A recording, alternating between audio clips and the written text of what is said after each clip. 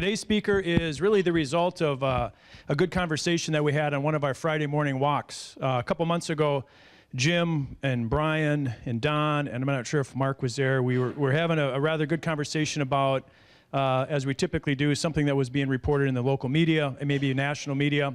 It was some corporate data breach. I don't remember which one. I remember Brian weighing in on that. He tends to like to debate politics, some policy. He was more concerned about the government stealing your data, and I said, I think you have more concerns in the private sector than you do with the government, and that was at least one loop around Lake Normandale. I said, I got just the guy to come in and reinforce my point about how concerned you should be about your personal data being stolen on the private side. Mark Lanterman is our speaker today. Mark is a Chief Technology Officer with Computer Forensic Services. Before entering the private sector, Mark spent 11 years as a sworn police investigator and as a member of the U.S. Secret Service Electronic Crimes Taskforce. Mark has over 28 years of experience in the field and has testified in over 2,000 cases. Mark provides regular commentary on cybersecurity issues for the national print and broadcast media, including NBC, ABC, Bloomberg, and the Wall Street Journal. Mark is currently retained by the Hennepin County Sheriff's Office as their computer forensic expert. And I'll throw in, he also came out to the Bloomington Police Department last year to really give us some advice and some guidance on how we deal with computer forensic analysis, because we do a fair amount of that ourselves right here in Bloomington. So with no further ado, Phil, Mark is also a huge Wild fan. Season ticket holder in a suite at all but 2 games this year. So that gives him credibility, I think, with some of us. So with no further ado, Mark Lanterman is our speaker. Thank you, Chief. Can everyone hear me okay? All right, I have 9 children, so I can project to the back of any room. So if you need me to raise my voice, that's not a problem. Anyway, have you guys heard about this stuff? It's gotten a little bit of press, a little bit of interest. And, we hear a lot about these breaches occurring, but then we don't really hear about what's going on behind the scenes. So I thought that perhaps you guys would like to hear about that. And what if I told you that the same guy wrote the software, one guy wrote the software that was used in every one of these high-profile breaches? One guy wrote the software that was responsible for this. He's 23 years old. One guy. And his hacker name is Rescator.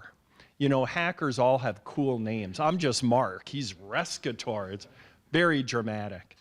So anyway, so I thought that I would explain to you how these guys operate and what their motives are, and then show you how they monetize this information. And let me just start off by saying, make no mistake about it, this is about the money. This is all about the money for them, okay? Much more than bragging rights. And this isn't some group of 15-year-olds down in mom's basement doing this. They are highly structured, very well organized. So think of, I'm often asked about their business plans. So think of hackers as farmers. And I know that sounds odd, but bear with me. Hackers are just like farmers in that farmers plant a crop. These guys install malware. The crop begins to grow. These guys are collecting our stolen credit card numbers. The farmer has to harvest that crop. These guys have to break in a second time to collect our stolen credit card numbers. And then the farmer takes that crop and takes it to market and sells it, and then that's how the farmer gets paid. These guys take our stolen information, our stolen credit cards, and they take it to market and they sell it, and that's how they get paid. Now, the business plan of this organization, and this is essentially a very large corporation, the way it's managed. And think of Rescator as the CEO. And the way this organization works is like this. Let's say I am Rescator, and you are my lower level cyber criminals. okay? And the way that we operate together is I will sell you my software for $2,500. I don't accept credit cards, though. You can pay me via Western Union or MoneyGram. I will sell you my software. You figure out how to install this software on your victim, on your target, pun intended. You figure that out. You're pretty good. You can figure out how to get this software installed. But then when you start collecting all of these stolen credit card numbers, these millions of stolen credit card numbers, what are you going to do with them? Okay? Well, I've come up with a solution. I've developed a marketplace. I've developed an Amazon.com, essentially, for stolen credit card information. When you harvest your crop, when you collect these stolen credit card numbers, you send them to me, and I will take them to market, and I'll sell them. For my efforts, I get to retain 40% of the proceeds. You get 60%. Okay? That's the business plan. And another benefit to you is you're one step further removed from law enforcement. So I'm also acting as a shield to lessen your chances of being caught. Okay, so that's how that operates. So they take it to market. Now, this is a screenshot of Rescator's webpage. But you know, I think screenshots are kind of lame. So I thought I would show you Rescator's webpage right now live so that you can see cards being sold right now. Would you like to see that? Okay, all right, so bear with me.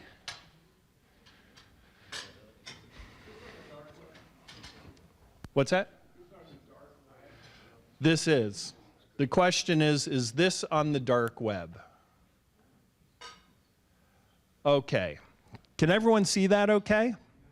All right, so, and I'm not going to give you the URL because none of you need to buy stolen credit card numbers. All right, so this is Rescator's webpage right now. And it looks a little bit plain Jane, but let me walk you through this and kind of explain what's here because it's actually a pretty brilliant webpage. So this is the marketplace. So let's say you are a criminal and you're in the market to buy stolen credit card information. Okay, this is where you go. Now, as my customer, you get to choose the types of credit cards, stolen credit cards that you're willing to buy. You get to choose what you're looking for. So for example, let's say you're in the market to buy credit cards stolen out of Albania or Argentina or Croatia or Cambodia. You get to choose where in the world this stolen credit card came from. Okay? Let's stick with the US. We have higher credit limits. Then you get to choose, okay, do you want to buy a stolen Visa or stolen MasterCard or Amex? Then you get to choose, well, I want a gold card, as we all do. I want a platinum card. You know, criminals want platinum cards too, guys. Okay, I want to buy a Visa Business Platinum card. Okay, so think of it as you get to choose the make and model of the stolen credit card that you want to buy. Okay? You get to choose, well, I want to buy only a debit card or I want to buy a credit card. Who cares? They both spend the same way, so I'm just going to keep them both selected. But now it gets kind of interesting. You get to choose which bank issued that stolen credit card number. So let's see how many banks we have. Still in the A's. Okay, I'm sure there's some B's here. Okay, I'm in the B's. You know, I'll tell you, I stopped counting at about 16,000 banks. And I'll also tell you that every bank I looked for, I found. Every bank I looked for, I found. Credit unions are here. In fact, I'll tell you, I found the White House Federal Credit Union as well as the Pentagon Federal Credit Union. So every organization I looked for, I found. Now you can also choose, well, what's the billing address of that stolen credit card by city and state? So why is that important? Well, let's say you live in the Twin Cities and your credit card gets stolen. And I'm a criminal and I'm buying stolen credit cards. And let's say I live in Chicago. Well, I just bought your stolen credit card. All of your activity is here in the Twin Cities. And then all of a sudden in Chicago, I buy a high definition TV set. I'm the criminal. I'm buying because all criminals like high definition TV.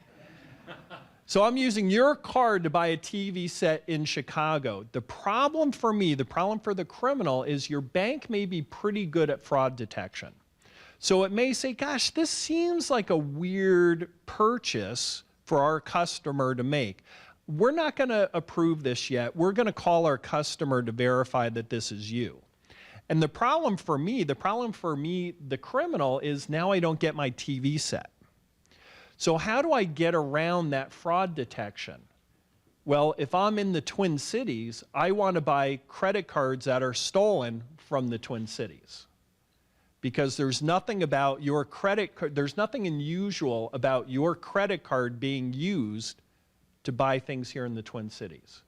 You know, and someone came up to me earlier, yeah, we went to dinner and our credit card was scanned, and you know, by that night we were told that someone in Texas was using our stolen credit card. But the banks are getting better at fraud detection.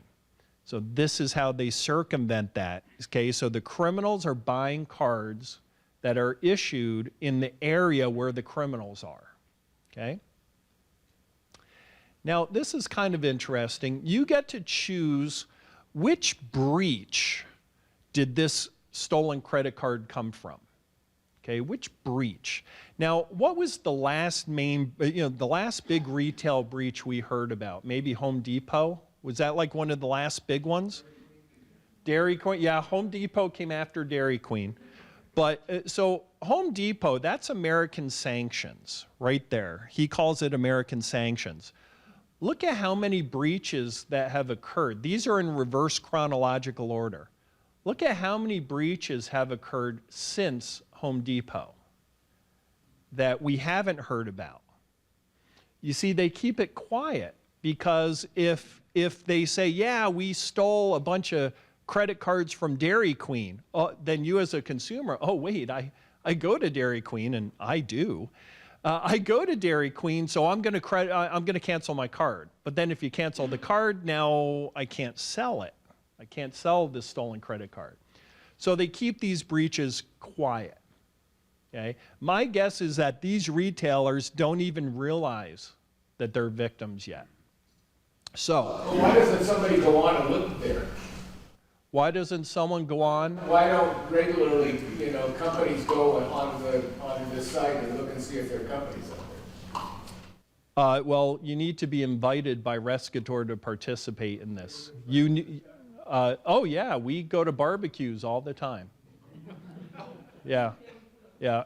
You need to have an account, okay? And I have an account so that I can come here and show you how this gentleman does. So if you get an account, you think that somebody in one of the businesses could figure it out. Good luck.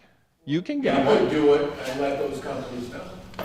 Well, like I said, almost every bank I looked for, I found. But those companies, Which companies? the ones that the breaches. He doesn't tell you who they are. It's not in his interest to tell you where these cards came from. Because then consumers will find out, and then they're going to cancel their cards. So the companies don't know that they've been breached. Okay? So that American Sanctions, that's all the same company that they keep getting? Yeah, American Sanctions, this is Home Depot. And you'll see groups of 1 to 21. Each one of these groups represents a minimum of 1 million credit card numbers. to give you some idea of the volume of cards that were stolen in the Home Depot breach. Arnold Schwarzenegger, that's Sally's Beauty Shop. So he has a sense of humor. Jackie Chan, that's the P.F. Chang, the restaurant chain. Ronald Reagan, that's Michael's Arts and Crafts store. And then Beaver Cage and Eagle Claw, these are both Target. Okay, these are both Target. So a year and a half after the Target breach, these cards are still for sale. Okay, now hackers' reputations are very important to them. So he gives you a buyer beware warning. Valid rate is only 35%. Okay, so buyer beware. These are from a year and a half ago. But again, his reputation is very important to him. So here is his customer return policy.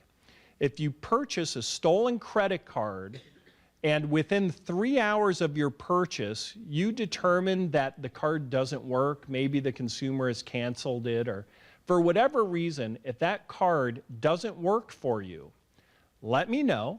We will either refund your money or I will replace that stolen credit card with 2 replacement numbers. I don't get that kind of customer service from my hardware store. Okay?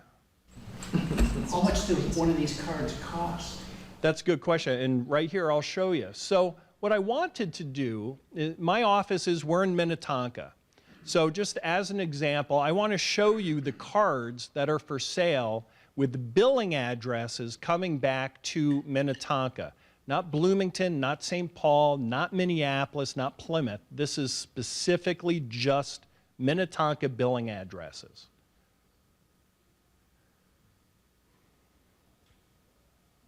Okay, there are 60 cards per page, and I have at least 33 pages. So I'm bad at math. What's that, about 1,800, 1,900 cards for sale right now, minimum. Okay, so that's how these guys are running their business. Okay, that's their business model.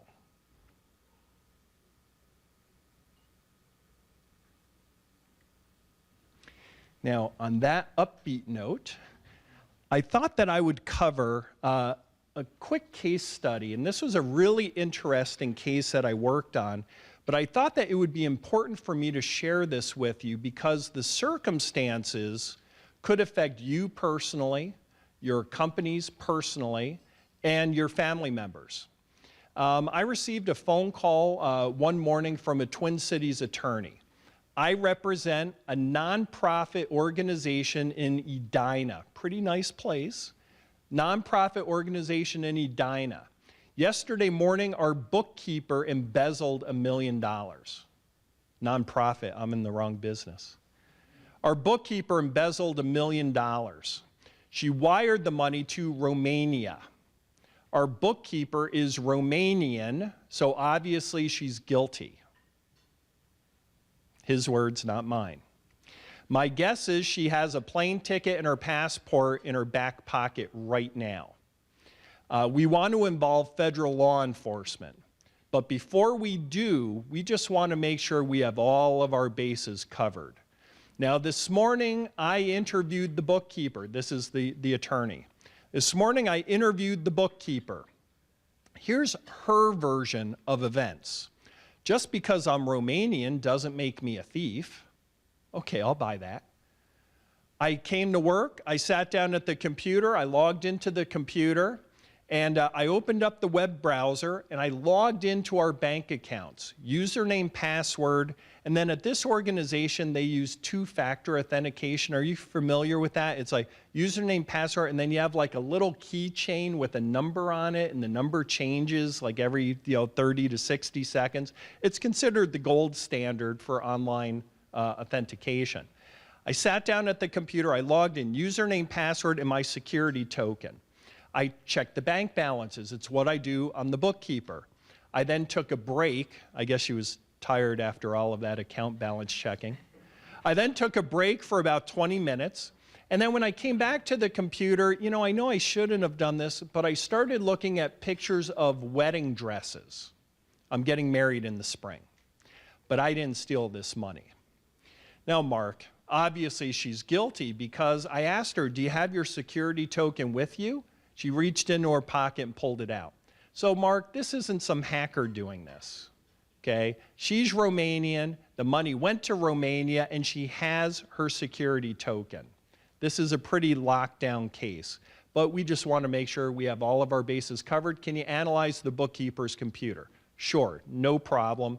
And about an hour later, the attorney drops the computer off at my office. I start the analysis, and what I determine is she sat down at the computer, logged in, username, password, security token, checked the bank balances, closed the browser. She didn't click log out. She closed the browser, took a break. I have no activity. She comes back, opens up Google, types in the name of some designer of wedding dresses. So the evidence seems to support, or the evidence does support, the bookkeeper's version of events. But then I found something known as Zeus. And Zeus is really, really bad. Zeus is so bad it gets 2 reallys. It's really, really bad. And Zeus is a hacker's Swiss Army knife. And it can do pretty much whatever it's told to do. Now, in this case, Zeus did 3 things. It acted as a keylogger. So everything the bookkeeper's typing went to the hacker. The second thing it did is about every 15 to 20 minutes, it took a screenshot of whatever was on the monitor and took a picture and sent it to the hacker. Now, the third thing I had never seen before because I thought it was impossible. But I need a bit of a cliffhanger. So before I tell you what that third thing is, have you ever received emails like, congratulations, you've won a free $50 gift card from Walgreens, click here. Congratulations, you've won a chance to win a free vacation, click here. Well, Zeus is typically disseminated via emails. Hackers need your help, and they need to trick you into doing something. And that something is click here. You know, be on the lookout. There is a registered sex offender that's moved into your neighborhood. To see who it is, click here. So they try to trick you. So before I tell you what that third thing is, let me show you. I found the email that the bookkeeper received. And this is it. And it's an email that purports to be from the FDIC. Dear small nonprofit organization, be on the lookout for counterfeit cashier checks that are being passed in your area. It's a fraud alert. And we all read fraud alerts. Be on the lookout for these counterfeit cashier checks that are being passed in your area. And other organizations just like yours have been victimized. Now, these counterfeit cashier checks are very difficult to detect. If you want to see what they look like, click here. And she clicked. Now, as you can see here, the link purports to go to the FDIC. But when I hovered my mouse cursor over the link, it actually went to a compromised web server where the hacker placed the Zeus variant inside of a folder called check fraud. So he's a well-organized hacker. Where did I put my Zeus variant? Oh yes, it's in my check fraud folder. So she clicked and she downloaded Zeus. Now, all hackers, every single hacker, they all have 3 things in common. The first thing is they're all 17 years old. The second thing is they all drink Mountain Dew. And the third thing is they all hate spell check. The counterfeit items display a large variety of routing numbers which are assigned to a large number to small and medium size banks all over USA. When I was a cop, I'd call that a clue. She clicked on the link and downloaded Zeus. Now remember, Zeus did 3 things. It's a keylogger, it would take screenshots, and the third thing I'd never seen before, if you've ever done online banking, or maybe gone to Amazon to do some buying, in your web browser, up in the URL bar, like where you type the 3 W's, you'll see like a little icon of a lock. Have you seen that? Like a little, and that means that your transaction is secure, right? That means that your transaction is secure, right? Yeah, that's what my mom taught me. Here's the third thing. She sat down at the computer, logged into the bank accounts, username, password, security token, checked the bank balances. She then decided to take a break, so she closed the browser. There was a logout option, but she didn't choose that. Close the browser. Browser starts to close. Zeus kicks in and says, hold on, I have an encrypted SSL data connection.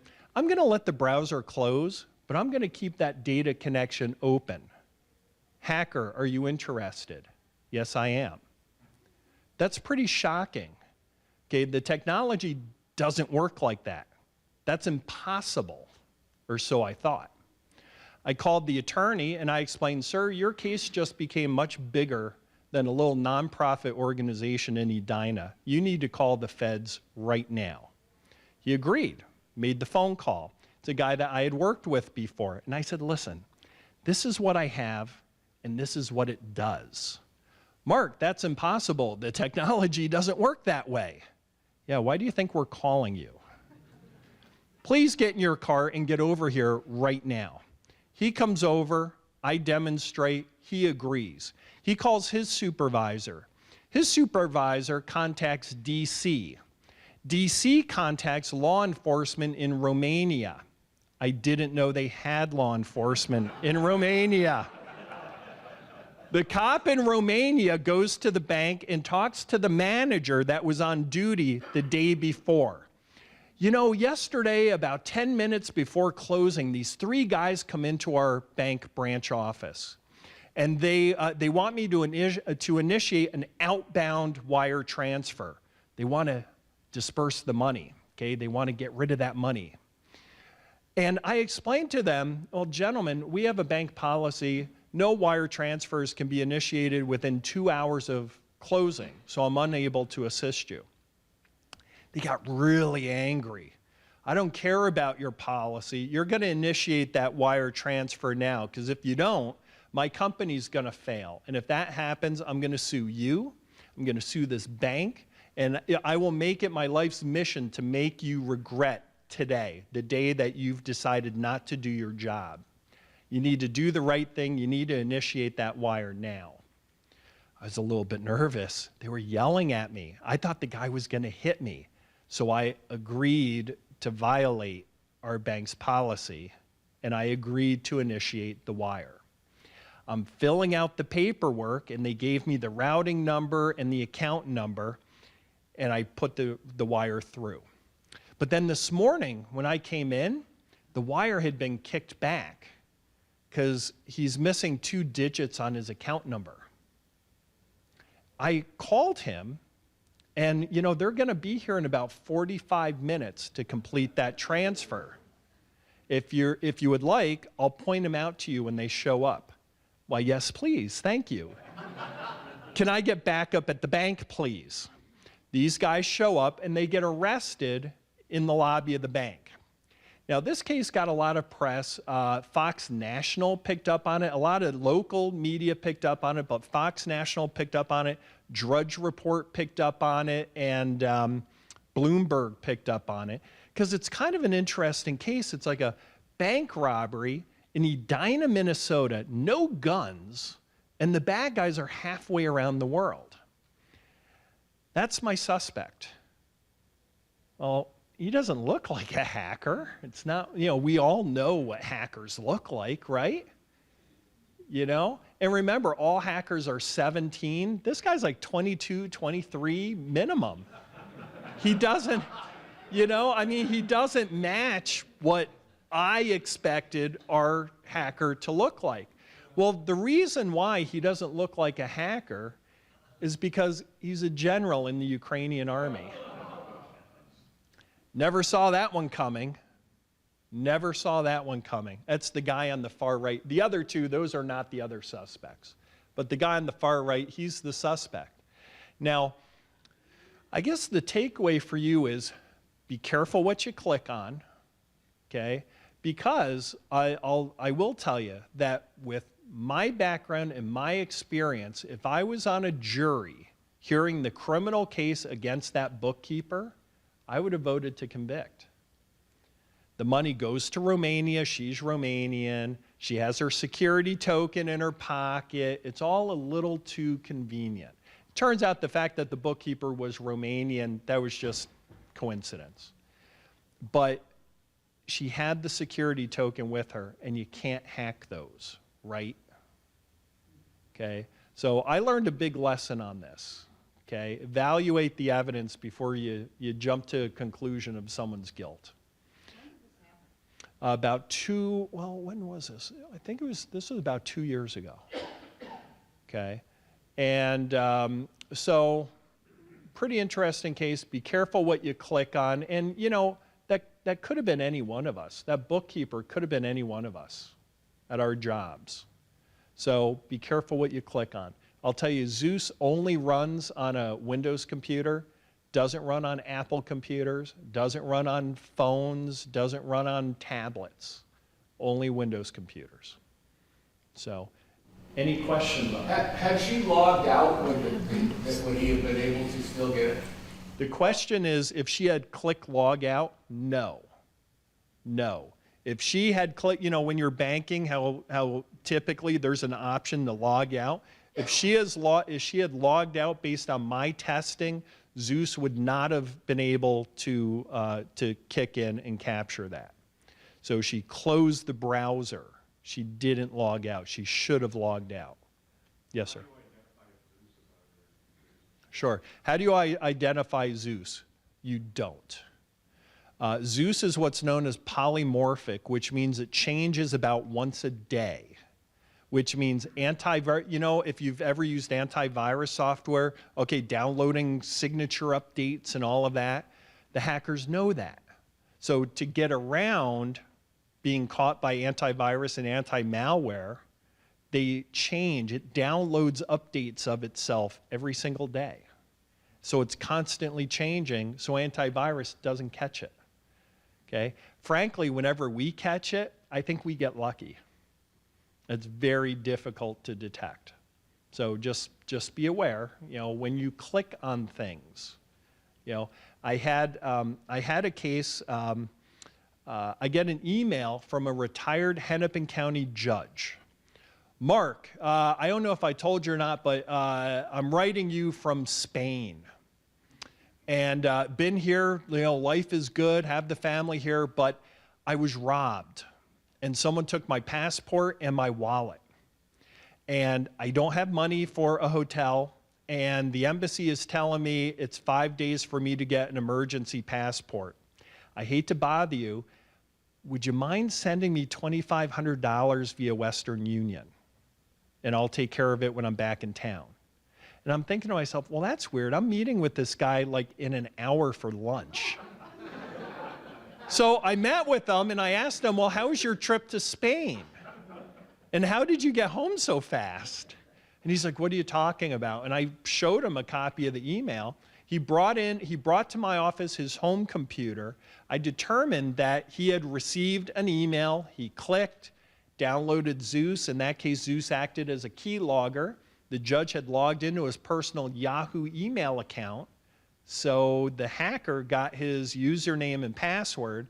The hacker went into his Yahoo account and sent that email to every contact he had in his address book.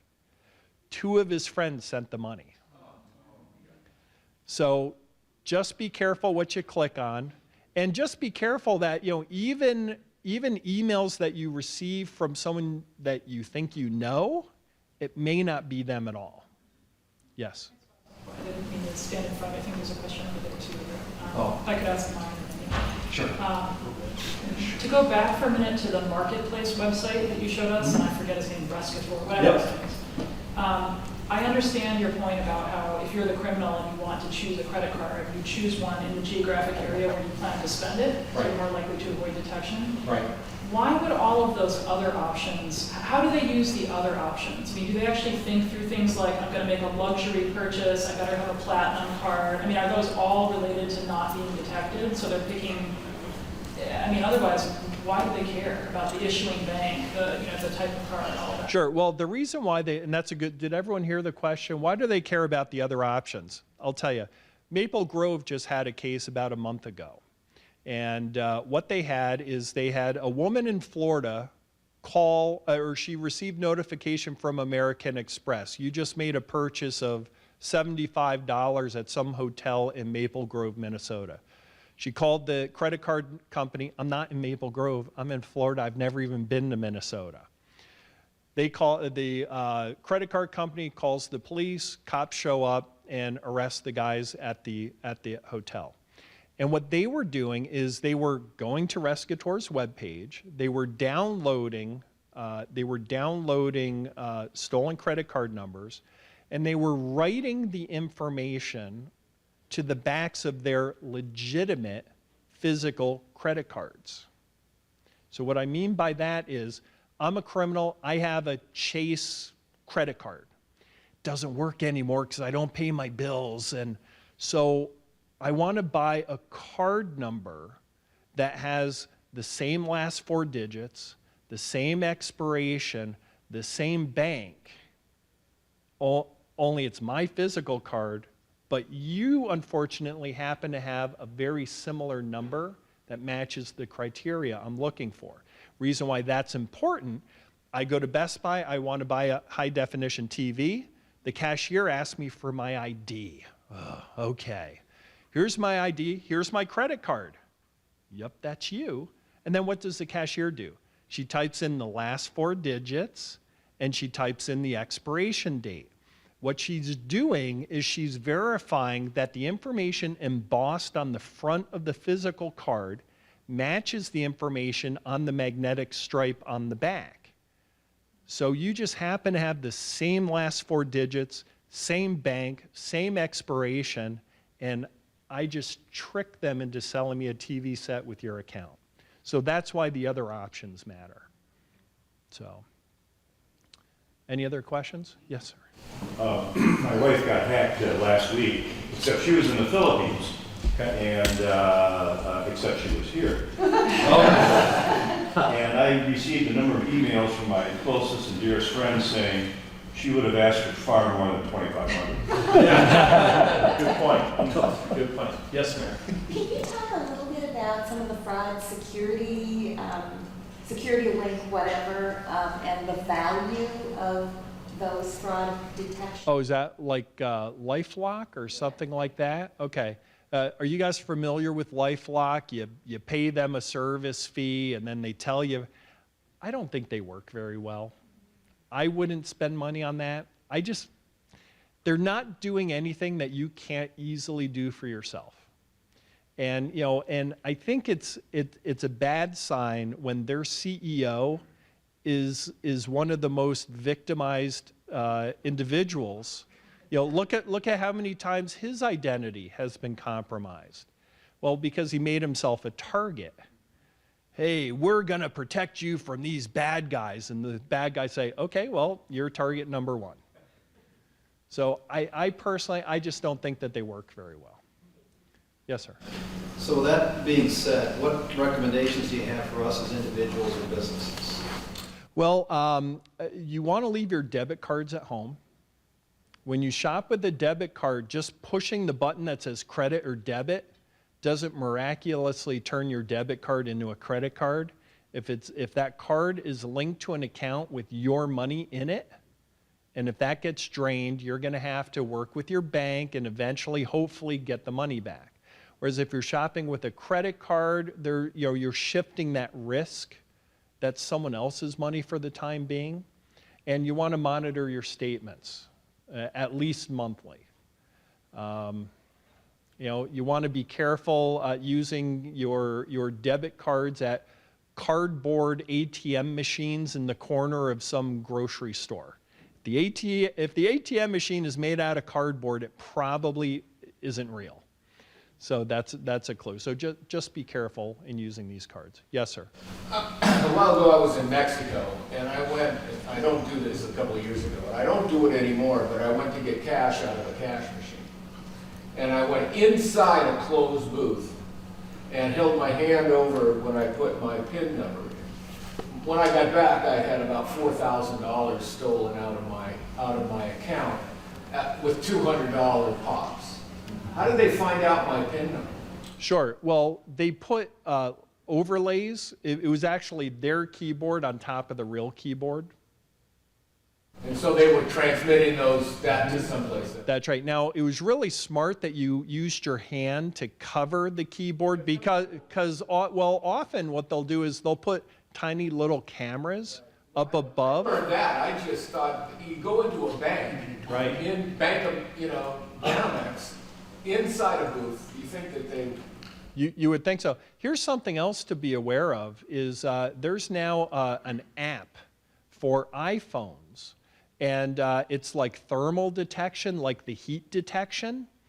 And I'm at the grocery store, and my wife is, I asked her, okay, touch some buttons on that checkout pad. And I could see, like I'm the next person in line, if I came up with my iPhone app and took a picture or just opened up the app, I could see what 4 numbers she had touched from the heat signature.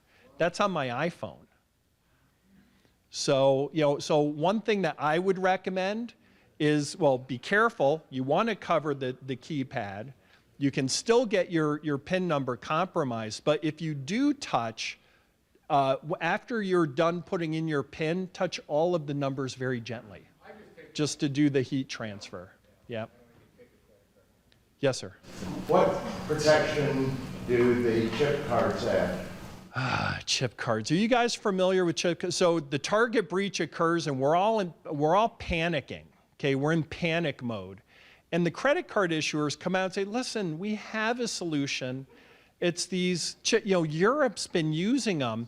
Everything is fine. Everything is fine. We're going to be issuing these chipping cards. They're a placebo. Okay, that's not going to help us at all. As long as that card has a magnetic stripe on it, that's still vulnerable. So I think that the chipping cards is a little bit of a placebo, and the fact is I can still read your number off of that card. So if I can read it, I can steal it. So, yes, sir. So, what's your consumer behavior like? When you have credit cards, I mean, how do you know all this stuff that most ordinary people don't care? Sure. Well, I carry 2 cards. I use American Express, and I have a Bank of America credit card. My debit card's at home. My wife doesn't use the debit card. It's in my sock drawer. Okay? And if I have a problem, I call American Express. Every time a purchase is made using either of those numbers, I get a notification on my phone. Did you just shop here? If yes, text 1. If no, text 2, and we'll call you back. And so certain banks are really good at fraud detection, and so those are just the 2 that I'm comfortable working with. So to get cash, you use your credit card. You don't even use your debit card to get cash from an ATM. No, I go into the bank and get cash. Visit your friendly community bank. Thank you. Can you stick around a little with questions?